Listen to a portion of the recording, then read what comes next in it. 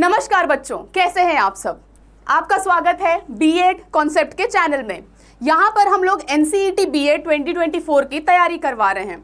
Geography domain का syllabus हम लोग डिस्कस करने जा रहे हैं। जो भी एनसीईटी बीएड की तैयारी कर रहा है, जिनका ज्योग्राफी है, तो वो लोग ये वीडियो शुरू से लेकर आखिरी तक देखें। हम लोग पूरा जो भी सिलेबस है, जितना आपके एनसीईटी बीएड में आएगा, है ना, वो सारी चीज़ें हम लोग कवर करेंगे शुरू से आखिरी तक। ठीक, तो जो भी बच्चे तैयारी कर रहे हैं वो इस चैनल को सब्सक्राइब करें और हमारे साथ बने रहें। तो हम लोग शुरू करते हैं, शुरू से शुरू करते हैं। चलिए, तो सबसे पहले हमें जानना ज़रूरी है पैटर्न के बारे में। कोई भी एग्ज़ाम देने से पहले हमें देखना होता है कि वो उस एग्ज़ाम का पैटर्न क्या है। तो फिर दूसरा जो पड़ाव होता है वो होता है सिलेबस का। तो पहले हम लोग पैटर्न देख लेते हैं। पैटर्न में क्या है, आपको टोटल क्वेश्चंस जो इसमें आएंगे वो 25 क्वेश्चंस आएंगे और जो टोटल मार्क्स होगा वो 100 मार्क्स का रहेगा, है ना। मतलब आपको 25 क्वेश्चंस दिए रहेंगे, टोटल 100 मार्क्स का रहेगा। मतलब मैक्सिमम मार्क्स जो है वो 100 है। करेक्ट आंसर क्या है, आपको एक क्वेश्चन पर +4 मार्क्स दिए जाएंगे और जो रॉन्ग आंसर है वो -1। मतलब अगर आपने एक गलती करी तो उसमें आपको क्या होगा, एक नंबर डिडक्ट हो जाएंगे और अगर आपने सही करा तो +4 मार्क्स दिए जाएंगे। ठीक है, तो गलती करने की कोई गुंजाइश नहीं बचेगी अगर आप मेरे साथ ऐसे ही आगे पढ़ते रहेंगे और बढ़ते रहेंगे। ठीक, चलिए आगे बढ़ते हैं। पैटर्न क्लियर हो गया होगा। यही बस इतना ही है कि आपको 25 क्वेश्चंस आएंगे, इससे ज़्यादा कुछ नहीं। ठीक है, अब हम लोग शुरू करते हैं कि जो आपको पढ़ना है उसमें आपको 2 बुक्स हैं। ठीक है, आपको एनसीईआरटी 12th की 2 बुक्स हैं। सिलेबस जो है बच्चा वो क्या है कि दोनों बुक में से ही है। ठीक, इस वजह से मैं आपको बुक के साथ बता रही हूँ ताकि आपको कोई डाउट न रह जाए। ठीक, पहला बुक है आपका ह्यूमन ज्योग्राफी का, दूसरा बुक है आपका इंडिया पीपल एंड इकोनॉमी। नाम से समझ आ रहा है ह्यूमन ज्योग्राफी में क्या है fundamentals of human geography. Fundamental की बात, फंडामेंटल मतलब होता है बेसिक। ठीक है, बेसिक की बात की जा रही है, ह्यूमन ज्योग्राफी के बेस की बात करी जा रही है। ठीक है, आप कह सकते हैं कि ज्योग्राफी के बेस की बात करी जा रही है। ये बुक बहुत अच्छी बुक है। दूसरा बुक है इंडिया पीपल एंड इकोनॉमी। इसमें इंडिया के पर्सपेक्टिव से बात करी जा रही है कि इंडिया, लोग और इकोनॉमी। ठीक है, और इसमें जो भी चैप्टर्स हैं आगे आगे हम लोग देखते जाते हैं। एक और बात कि ये दोनों बुक में ना कुछ चैप्टर्स हैं जो अलग अलग हैं और कुछ चैप्टर्स हैं जो सेम हैं। सेम क्यों होंगे, क्योंकि जब हम लोग बेस पढ़ेंगे, मान लीजिए हम लोग पॉपुलेशन के बारे में पढ़ रहे हैं, तो पॉपुलेशन के बारे में हमने बेसिक चीज़ें जान ली कि सेक्स रेशियो क्या होता है, मोर्टेलिटी रेट, फर्टिलिटी रेट क्या होता है। अब क्या करना है आपको, उसी को इंडिया के कॉन्टेक्स्ट में इस वाले बुक में पढ़ाया जाएगा कि इंडिया का पॉपुलेशन कितना है, कैसा है, उसका डिस्ट्रीब्यूशन कैसा है। समझ आ रहा है। तो कुछ कुछ चैप्टर्स दोनों बुक में सेम है, तो हम लोग उसको भी देखते चलेंगे। तो जो चैप्टर्स पहले अलग हैं उसको हम लोग देख लेते हैं, फिर जो सेम वाले हैं उसको देखते हैं। चलिए, ठीक, इतना क्लियर हो गया। आगे क्या है, ये आपका पहला बुक है, ह्यूमन ज्योग्राफी नाम है, फंडामेंटल्स ऑफ ह्यूमन ज्योग्राफी। इसमें जो अलग अलग चैप्टर्स हैं पहले हम लोग उसको देख रहे हैं। तो पहला चैप्टर और पहला टॉपिक आपके सामने ये है ह्यूमन ज्योग्राफी। क्योंकि हम लोग ह्यूमन ज्योग्राफी के बारे में पढ़ रहे हैं तो हमें ये पता होना चाहिए कि ह्यूमन ज्योग्राफी क्या होता है। ह्यूमन ज्योग्राफी मानव भूगोल। ठीक, इसमें आपको ह्यूमन ज्योग्राफी का नेचर, ह्यूमन ज्योग्राफी का स्कोप पढ़ना होगा। ह्यूमन ज्योग्राफी आपको बेस बनाने के लिए ज़रूरी है। आपको पता होना चाहिए कि ह्यूमन ज्योग्राफी या फिर ज्योग्राफी के अंदर 2 पार्ट्स हैं, फिजिकल है और ह्यूमन है। फिजिकल में आपको क्या है, किसी जगह का फिजियोग्राफी हो गया, रिलीफ हो गया, ये सारी चीज़ें डिस्कस करी जाती हैं।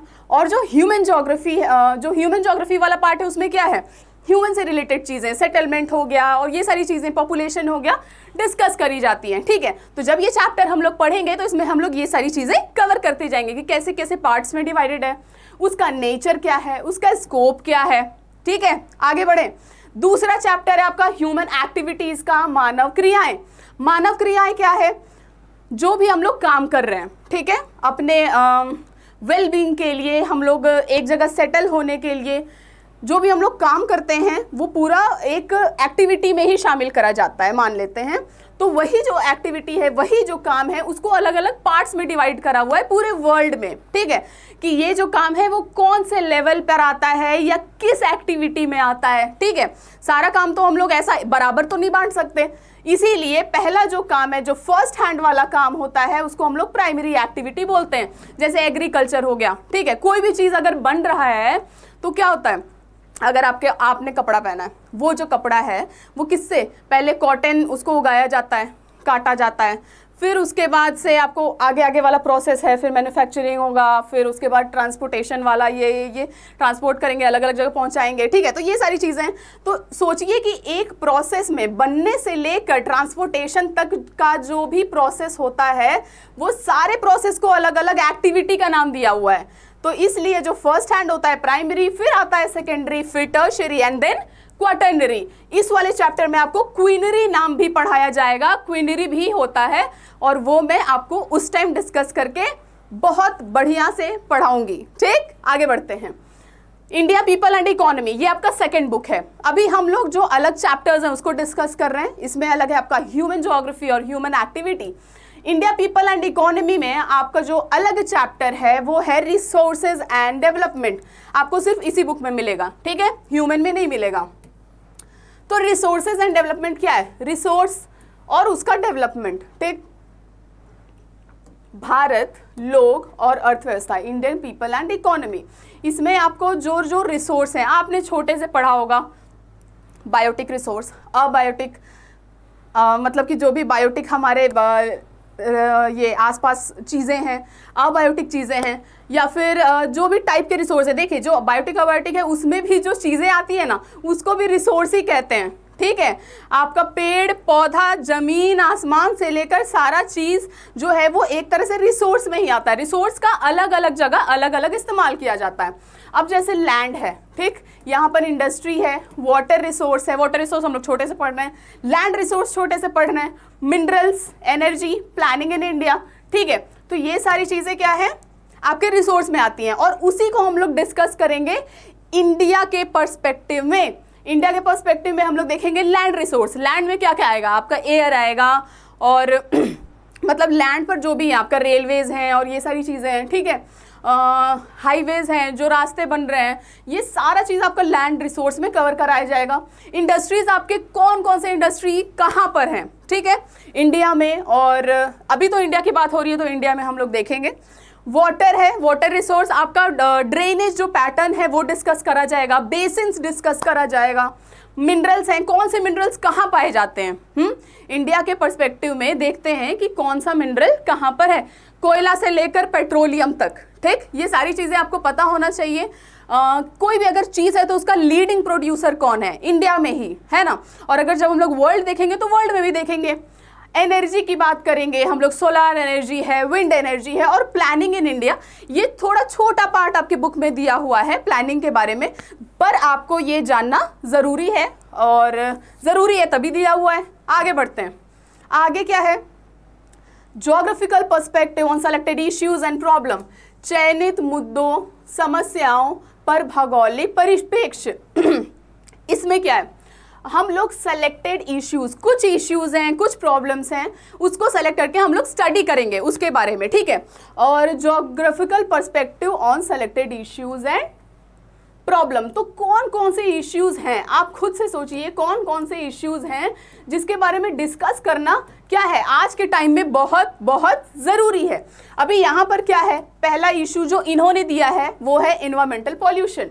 छोटे से पढ़ते आ रहे हैं, पर हमें वो चीज़ नहीं पढ़ना है, छोटा वाला चीज़ नहीं पढ़ना जो हम लोग छोटे से किताब में पढ़ते आ रहे हैं, क्योंकि अब आप ज्योग्राफी के स्टूडेंट हैं, है ना। तो ज्योग्राफी के स्टूडेंट में क्या है कि आपको पूरे गैसेस के बारे में पता होना चाहिए। पॉल्यूशन सिर्फ पॉल्यूशन नाम मात्र का नहीं है, उसके अंदर जो भी चीज़ें हैं जिससे हो रहा है, और कितना कॉम्पोजिशन है, किसका ज़्यादा है, ठीक है, उसको ठीक कैसे करा जा सकता है, सबसे ज़रूरी बात। तो ये सारी चीज़ें भी डिस्कस करेंगे। इन्वायरमेंटल पॉल्यूशन, फिर है अर्बन बेस्ड डिस्पोजल, फिर है अर्बनाइजेशन, शहरीकरण। शहरीकरण भी एक प्रॉब्लम ही है। इसमें क्या है कि आपको हम लोग एजुकेशनल पर्पस से या किसी भी पर्पस से गांव से शहर की तरफ क्या होता है, बढ़ते जाते हैं, है ना। अभी जो भी बच्चे गांव में होंगे वो वीडियो देख रहे हैं, वो पढ़ाई करेंगे, वो उनका एडमिशन हो जाएगा, उनके मन चाहे यूनिवर्सिटी में वो आएंगे, तो ये भी क्या है, एक अर्बनाइजेशन का एग्जाम्पल ही है कह सकते हैं, ठीक है। जो भी शहरीकरण हो रहा है, शहर की तरफ लोग आ रहे हैं और वहाँ बस रहे हैं, वो सारा चीज़ अर्बनाइजेशन में आता है। अर्बन वेस्ट डिस्पोजल, शहरी कचरा निपटान, इसको कैसे निपटाया जा सकता है ये भी हम लोग पढ़ेंगे। चलिए, लैंड डिग्रेडेशन, भूमि अवक्रमण के बारे में पढ़ेंगे, कैसे लैंड डे टू डे क्या हो रहा है, डिग्रेड हो रहा है और उसको कैसे ठीक करा जा सकता है, ये सारी चीजें डिस्कस करी जाएंगी। आगे है कॉमन टॉपिक्स। अब हम देख रहे हैं कि दोनों बुक में कौन कौन से कॉमन टॉपिक्स थे, एक इंडिया पीपल और इकोनॉमी में और एक फंडामेंटल्स ऑफ ह्यूमन ज्योग्राफी में। तो ये दोनों बुक में कॉमन टॉपिक्स मैंने शुरुआत में आपको समझाया। उसमें क्या है, सबसे पहला टॉपिक है पॉपुलेशन, जनसंख्या, ठीक है, बहुत ज़रूरी है, इससे बहुत सारे क्वेश्चंस आते हैं, ठीक है। जब हम लोग चैप्टर्स डिस्कस करेंगे तो इसका हम लोग जो पुराने क्वेश्चंस हैं वो भी डिस्कस करेंगे, ठीक। आगे तो हम लोग पॉपुलेशन को दो हिस्से में बांट देते हैं, पहला है वर्ल्ड, दूसरा है इंडिया। वर्ल्ड के कॉन्टेक्स्ट में क्या है, वर्ल्ड के कॉन्टेक्स्ट में भी हमको जानना ज़रूरी है कि कहाँ पर ज़्यादा पॉपुलेशन है, उसका डिस्ट्रीब्यूशन कैसा है, डेंसिटी ग्रोथ कितना हो रहा है, कॉम्पोजिशन कैसा है, अगर माइग्रेशन हो रहा है तो कहाँ से कहाँ हो रहा है। इसको तो खैर हम लोग इंडिया के पर्सपेक्टिव में देखेंगे और ह्यूमन डेवलपमेंट वर्ल्ड के पर्सपेक्टिव में देखेंगे। जैसे डिस्ट्रीब्यूशन बोले तो जो पॉपुलेशन है वो कैसे डिस्ट्रीब्यूटेड है, कौन से कंटिनेंट में सबसे ज़्यादा हाईएस्ट पॉपुलेशन देखने को मिलता है, ये आप कमेंट करके फटाफट मुझे बताइए। और कौन से कॉन्टिनेंट में आपको सबसे कम पॉपुलेशन देखने को मिलता है, या फिर वहाँ का कौन से कॉन्टिनेंट का जो पॉपुलेशन ग्रोथ है वो सबसे कम है, कौन से कॉन्टिनेंट का पॉपुलेशन जो ग्रोथ है वो सबसे कम है, ये कमेंट बॉक्स में फटाफट मुझे बताइए, ठीक। आगे बढ़ते हैं, डेंसिटी के बारे में पढ़ेंगे, डेंसिटी का फॉर्मूला क्या है, कैसे डेंसिटी को मापते हैं, ठीक। और उसको इंडिया के कॉन्टेक्स्ट में भी देखेंगे कि इंडिया में कौन से स्टेट में सबसे ज़्यादा डेंसिटी होगा या फिर सबसे कम होगा, और अगर सबसे ज़्यादा होगा तो क्या है ऐसे फैक्टर्स जिसकी वजह से सबसे ज़्यादा डेंसिटी वहाँ पाया जा रहा है, या फिर क्या ऐसे फैक्टर्स हैं या फिर कोई दिक्कत है, लिमिटेशंस हैं, परेशानी है जिसकी वजह से वहाँ पर किसी जगह का डेंसिटी कम है या डिस्ट्रीब्यूशन स्पार्स है, तो वहाँ क्यों है ऐसा, ठीक है। आगे बढ़ते हैं, कॉम्पोजिशन के बारे में हम लोग देखेंगे। माइग्रेशन बहुत ज़रूरी टॉपिक है, इससे बहुत क्वेश्चंस आते हैं। माइग्रेशन क्या है, एक प्लेस से दूसरे जगह माइग्रेट करना, मूव करना, ठीक है, उसको माइग्रेशन टर्म दे दिया गया है। अगर आप एक जगह से दूसरे जगह मूव कर रहे हैं किसी भी अपने ज़रूरी काम के लिए कह सकते हैं, अगर आप वहाँ सेटल हो रहे हैं, सिर्फ मूव नहीं कर रहे हैं, घूमने को माइग्रेशन नहीं कहते हैं, ठीक है, तो उसको माइग्रेशन का नाम दिया गया है। अब हम लोग इसमें भी देखेंगे कि रूरल अर्बन माइग्रेशन या फिर कितने टाइप्स के माइग्रेशन होते हैं और वो सारे टाइप्स में सबसे ज़्यादा माइग्रेशन कहाँ से कहाँ होता है, क्लियर। फिर ह्यूमन डेवलपमेंट के बारे में पढ़ेंगे, मानव विकास के बारे में पढ़ेंगे, ये बहुत इंपॉर्टेंट है, ठीक है, इजी टॉपिक है। इसमें क्या है, इंडेक्स वगैरह के बारे में पढ़ेंगे, कौन कौन से देश हैं जहां का human development index, HDI index, HDI index क्या है, वो UNDP पब्लिश करता है और उसके बारे में ही हम लोग को जानना है, डिटेल में जानना है। तो कौन से देश हैं जो जिनका HDI इंडेक्स बहुत अच्छा होता है, तो उनको क्या माना जाता है, बहुत बेहतर माना जाता है, बेहतर देश कंपेयर टू बाकी सारे देशों से। आगे आपका दूसरा टॉपिक सामने दिख रहा है, वो है रूरल सेटलमेंट। क्या है, सॉरी, इट्स ह्यूमन सेटलमेंट, ठीक। तो ह्यूमन सेटलमेंट मानव बस्ती है, मानव बस्ती को हम लोग वर्ल्ड के भी कॉन्टेक्स्ट में देखेंगे और हम लोग इंडिया के कॉन्टेक्स्ट में देखेंगे। अब क्या है, distribution of mega cities, mega cities का डिस्ट्रीब्यूशन, महानगरों का विवरण, problem of human settlement in developing countries, जो डेवलपिंग कंट्रीज़ हैं वहाँ पर ह्यूमन सेटलमेंट्स में क्या प्रॉब्लम्स आ रही हैं, क्या देखने को मिल रहा है, विकासशील देशों में मानव बस्तियों की समस्याएं। अर्बन सेटलमेंट है आपका शहर, शहरी बस्ती, ठीक है, उसके बारे में हम लोग डिटेल से देखेंगे। और रूरल सेटलमेंट देखेंगे कि इंडिया के कॉन्टेक्स्ट में आपको दो चीज़ पढ़ना है, अर्बन सेटलमेंट और रूरल सेटलमेंट के बारे में पढ़ना है, ठीक है। और हम लोग देखेंगे कि कहाँ कहाँ पर अर्बन मतलब होता ही है कि शहर, अब हम लोग शहर का जो बस्ती है उसके बारे में हम लोग देखेंगे, ठीक। तो अभी आप आइडिया लगा सकते हैं। अब क्या है यहाँ पर रूरल सेटलमेंट, तो गांव का जो बस्ती है उसके बारे में देखेंगे, हम लोग आइडिया लगा सकते हैं। अब अगर वर्ल्ड के बारे में देखेंगे तो वर्ल्ड में जो मेगा सिटीज़ हैं और कहाँ कहाँ पर हैं, अगर वहाँ पर हैं तो वहाँ क्यों हैं, कुछ तो फैक्टर होगा कि ऐसे ऐसे जगहों पर मेगा सिटीज़ पाया जाता है, कुछ होगा, वो सारी चीज़ें देखेंगे। बहुत इंटरेस्टिंग है ज्योग्राफी, आप पढ़िए, बहुत मज़ा आने वाला है, ठीक। आगे बढ़ते हैं, transport, communication and international trade, परिवहन, संचार और व्यापार। इसमें क्या है, ये कॉमन टॉपिक में ही आता है, ट्रांसपोर्ट, कम्युनिकेशन और इंटरनेशनल ट्रेड। तो हम लोग इसमें, जैसा कि ये टॉपिक में दिख रहा है, तो हम लोग ट्रांसपोर्ट के बारे में देखेंगे, कम्युनिकेशन देखेंगे और इंटरनेशनल ट्रेड देखेंगे। इंटरनेशनल ट्रेड क्या है, व्यापार की बात कर रहे हैं हम लोग यहाँ पर, अंतर्राष्ट्रीय व्यापार, ठीक है। इंटरनेशनल ट्रेड इज अंतर्राष्ट्रीय व्यापार की बात करेंगे, कैसे जो ट्रेड होता है ना, इंपोर्ट एक्सपोर्ट की बात करेंगे, यहाँ से हम लोग जो सामान बाहर भेजते हैं। बिल्कुल आसान शब्दों में समझा रही हूँ मैं, आप ये सिलेबस पूरा देखिए और समझिए, आपको बहुत मज़ा आने वाला है। तो जब इंटरनेशनल ट्रेड है उसमें क्या है, हम लोग इंपोर्ट एक्सपोर्ट वाला टॉपिक पढ़ते हैं, बैलेंस ऑफ ट्रेड पढ़ते हैं, ठीक है, ये सारी चीज़ें। जब यहाँ से हम लोग किसी देश में कोई चीज़ अगर ज़्यादा उस मतलब वहाँ पाया जा रहा है कह सकते हैं, ठीक है, या फिर उत्पादन हो रहा है, उत्पादन तभी होगा जब ज़्यादा वहाँ पर आपका कोई चीज़ पैदा हो रहा है, ठीक, वहाँ पर अगर सूटेबल क्लाइमेट है उस चीज़ को पैदा करने के लिए तभी। तो कोई चीज़ अगर वहाँ पर ज़्यादा पैदा हो रहा है या पाया जा रहा है तो वो चीज़ दूसरे देश में हम लोग क्या करते हैं, भेज देते हैं और वहाँ से हम लोग वो चीज़ लेते हैं जिसका कमी है इस देश को, ठीक है, हमारे देश को कह सकते हैं या कोई भी देश, तो वो इंपोर्ट और एक्सपोर्ट में आता है। Land, water and air transport, भूमि, जल और हवाई परिवहन, इसमें हम लोग लैंड ट्रांसपोर्ट देख रहे हैं, वाटर देख रहे हैं, एयर देख रहे हैं, ठीक, और इंडिया और वर्ल्ड के कॉन्टेक्स्ट में दोनों में देखेंगे। ऑयल और गैस पाइपलाइंस, ये टॉपिक थोड़ा छोटा दिया हुआ है, इसमें इतना ज़्यादा आपको डिटेल में जानने की ज़रूरत नहीं है। आगे बढ़ते हैं। इंटरनेशनल ट्रेड, अभी मैंने बताया अंतर्राष्ट्रीय व्यापार। How India's international trade look like, India का इंटरनेशनल ट्रेड कैसा दिखता है ये भी हम लोग पढ़ेंगे, क्योंकि ये कॉमन टॉपिक है, तो वर्ल्ड और इंडिया के कॉन्टेक्स्ट में दोनों में पढ़ा जाएगा। फिर क्या है, अभी मैंने बताया कि इंपोर्ट और एक्सपोर्ट के बारे में पढ़ेंगे, आयात और निर्यात। Balance of trade interesting topic है, छोटा सा टॉपिक दिया हुआ है आपके बुक में, इसको हम लोग डिस्कस करेंगे। आगे बढ़ते हैं।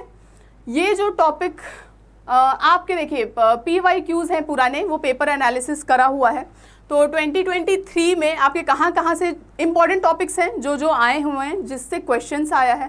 ट्रांसपोर्ट से देखिए आपको ज़्यादा क्वेश्चंस दिख रहे हैं, और प्राइमरी एक्टिविटीज़ से ज़्यादा दिख रहे हैं, सेकेंडरी एक्टिविटीज़ से ज़्यादा दिख रहे हैं।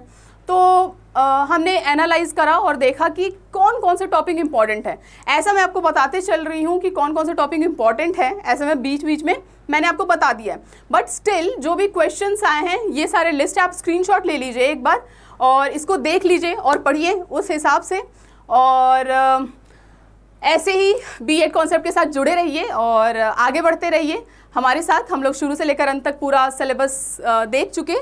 आप सब्सक्राइब करिए अगर आपको ये वीडियो पसंद आया, और कमेंट करिए, जो भी सवाल मैंने पूछा उसका जवाब दीजिए, और ऐसे ही आगे बढ़ते रहिए। धन्यवाद।